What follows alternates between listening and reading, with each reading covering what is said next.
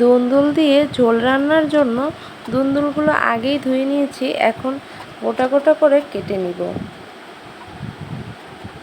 কাটা হয়ে গেলেই চড়িয়ে দেব রান্না।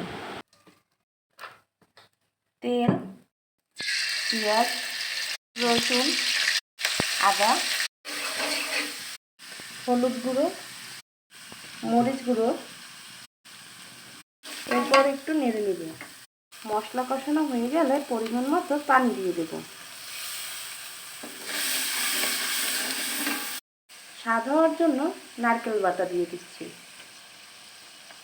লবণ।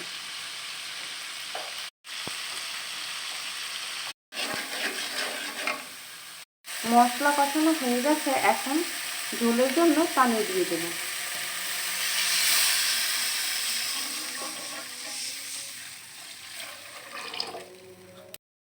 পানি ফুটে গেছে, এখন তরকারি দিয়ে দেব।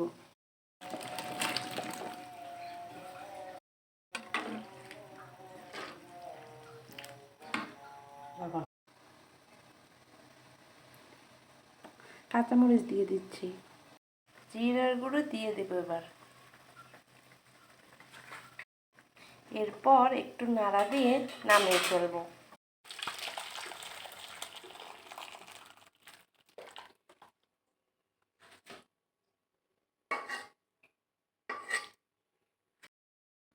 নারকেল বাটা দিয়ে দুন্দুলের এই রেসিপিটি কেমন হলো বাসায় অবশ্যই ট্রাই করবেন, আর জানাতে ভুলবেন না কেমন হলো।